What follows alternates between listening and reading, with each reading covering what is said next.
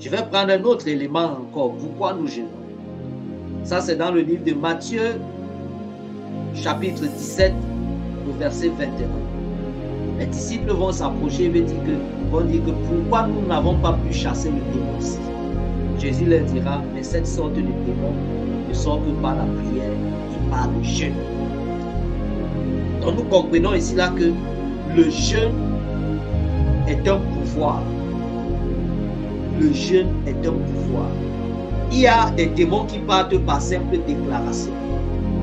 Au nom de Jésus, et la chose est faite. Il y a d'autres démons que face à ça, Dieu dit il faut aller prier et jeûner. Il faut aller passer du temps dans la prière et jeûner afin de vouloir devenir maintenant affronter la chose. Et là, ça interpelle aussi certains serviteurs de Dieu face à certains cas. Ce n'est pas tous les cas que tu dois dire que oui, oui, oui, amen. Non. Il y a des cas où tu dois aller en retraite. Il y a des cas où tu dois aller en retraite de prière et en retraite de jeûne pour te remplir. Parce que l'affaire, si c'est un feu, ne crois pas que parce qu'aujourd'hui tu as prié pour un malade et le malade a guéri, demain tu viendras encore prier pour un malade. Non, même quand tu as prié pour un malade aujourd'hui, le malade a guéri. Continue à chercher la face de Dieu. Continue à chercher la face de Dieu. Quand vous regardez les actes des apôtres, combien de fois les disciples se sont remplis de l'Esprit? Regardez bien. Après que l'Esprit soit descendu sur eux de manière solennelle dans Actes chapitre 2, vous allez voir quelque part après, encore, ils vont encore aller se regrouper et dire que Seigneur, que ton esprit descende sur nous afin qu'on puisse prêcher avec assurance. La Bible va dire que le sol trembla encore et l'esprit est encore descendu sur eux.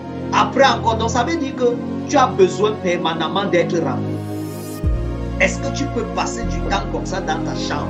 Tu te mets à genoux et tu dis Seigneur, remplis-moi. Si quelqu'un vous a dit que pendant le jeûne on n'est pas tanké, c'est faux. Pendant le jeûne on est tanké. Parce que l'ennemi opère aussi dans l'esprit, comme Dieu opère dans l'esprit. Ça veut dire que tu peux être dans le jeûne mais être dans les mauvaises pensées, dans les pensées perverses que Dieu hait. Tu peux être dans le jeûne mais être dans des pensées de meurtre. Et n'oublions pas que c'est quand Jésus a fait 40 jours, 40 nuits sans manger que le tentateur est venu.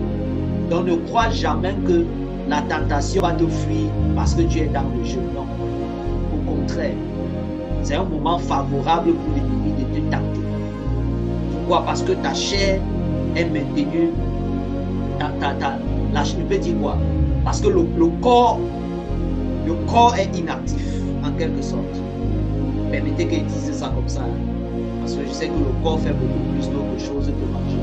Mais quand je dis le corps est inactif, acceptez ça comme un abus de langage. Donc le corps est inactif et la chair doit aussi être inactive. Mais la chair va chercher à s'élever de la même manière que le corps va chercher à s'élever. Donc pendant ta période de jeûne, il y aura exacerbation de tes faiblesses. C'est plutôt un moment où les faiblesses vont crier très fort. C'est-à-dire, si tu aimes la nourriture, tu vas voir même quelque chose que tu ne mangeais pas avant. Quelque chose que en temps normal, quand tu regardes même, ça ne te plaît pas. Tu vois les gens passer avec les escargots, tu as envie de manger. Alors que d'habitude, tu n'aimes pas ça. Donc ça va exacerber certains désirs. Mais les désirs, si tu dois résister. Donc pendant le jeûne, il faut résister. Pendant le jeûne, il faut résister au diable.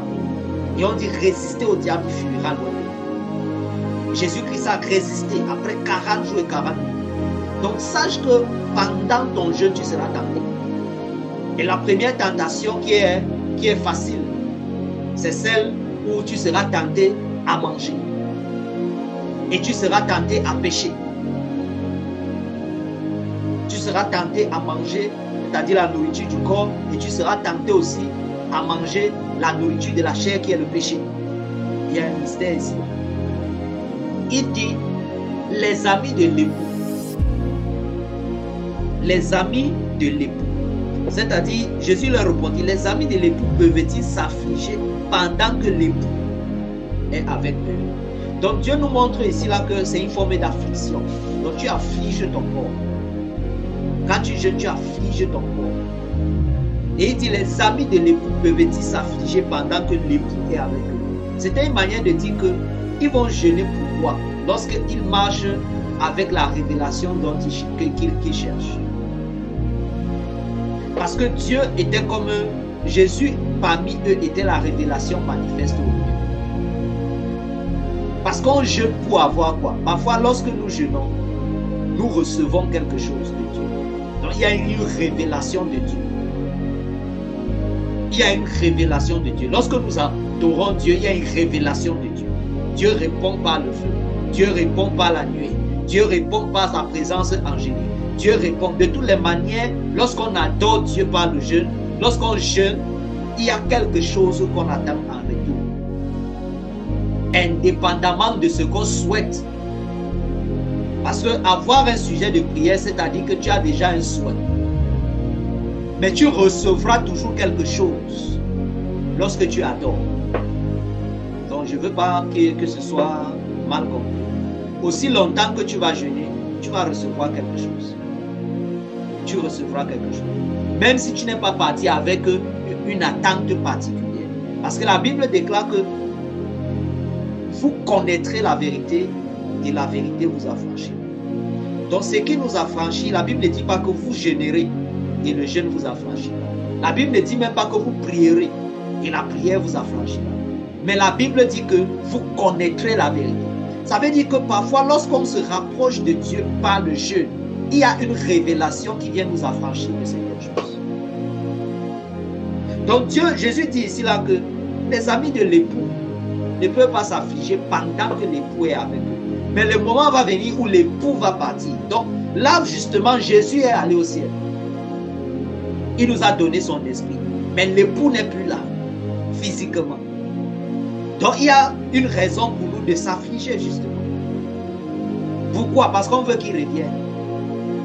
Donc l'une des raisons pour lesquelles nous jeûnons, c'est pour le retour du Seigneur Jésus. L'une des raisons, c'est le retour. Le retour. Je vais prendre un autre élément encore. Pourquoi nous jeûnons? Ça, c'est dans le livre de Matthieu, chapitre 17, au verset 21. Les disciples vont s'approcher et vont dire que pourquoi nous n'avons pas pu chasser le démon-ci? Jésus leur dira, mais cette sorte de démon ne sort que par la prière et par le jeûne. Donc nous comprenons ici là que le jeûne est un pouvoir. Le jeûne est un pouvoir. Il y a des démons qui partent par simple déclaration. Au nom de Jésus. Et la chose est faite. Il y a d'autres démons que face à ça, Dieu dit il faut aller prier et jeûner. Il faut aller passer du temps dans la prière et jeûner afin de vouloir devenir maintenant affronter la chose. Et là, ça interpelle aussi certains serviteurs de Dieu face à certains cas. Ce n'est pas tous les cas que tu dois dire que oui, oui, oui, amen. Non. Il y a des cas où tu dois aller en retraite. Il y a des cas où tu dois aller en retraite de prière et en retraite de jeûne pour te remplir.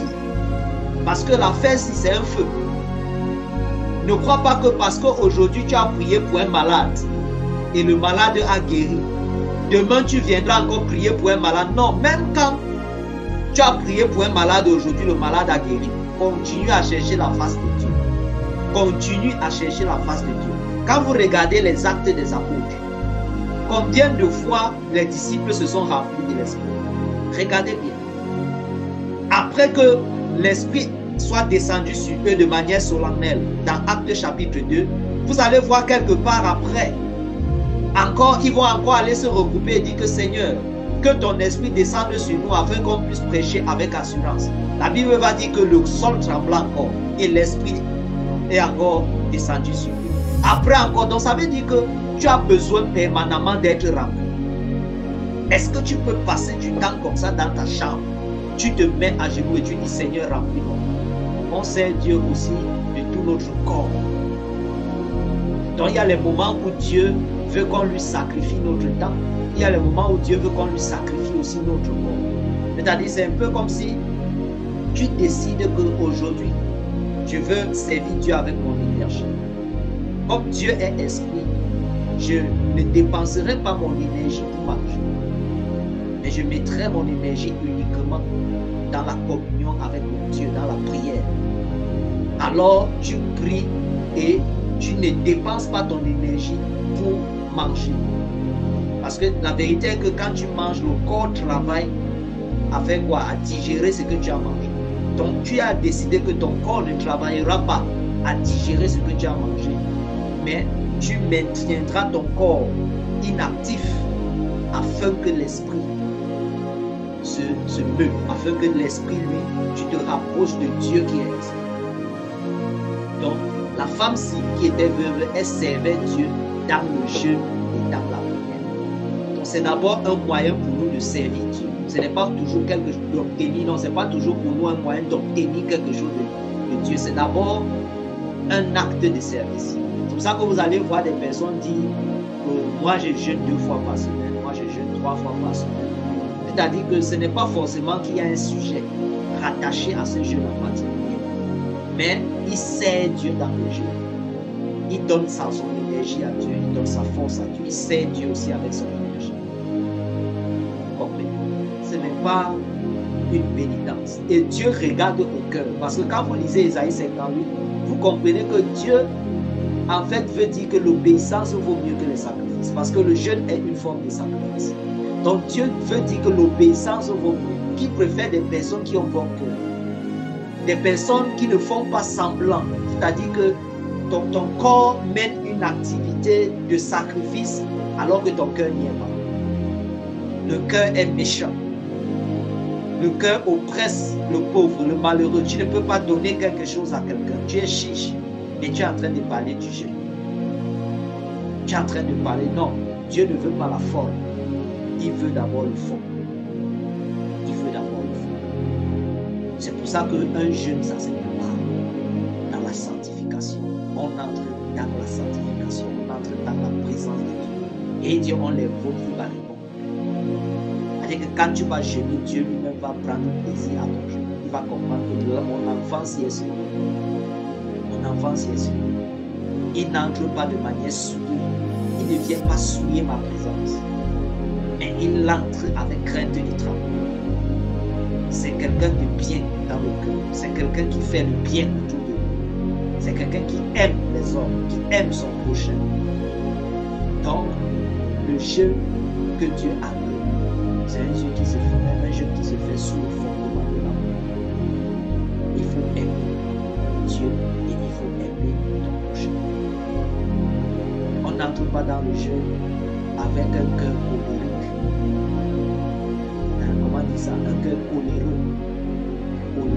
Un cœur où tu hais quelqu'un. Un cœur amer. Commence d'abord par pardonner. Libère ton cœur, pardonne. Pardonne ceux qui l'ont offensé. Et si tu sais que tu as offensé quelqu'un, va lui demander pardon. Qu'il y ait la paix dans ton cœur. Tu ne peux pas entrer dans un jeûne où tout le temps il y a une amertume là. Le jeûne là est inutile. Tu es en train de faire un jeûne loin de Dieu en fait. Et c'est un gâchis, c'est une perte de temps. De faire 42 jours sans manger alors que Dieu n'a créé même pas ton jeûne.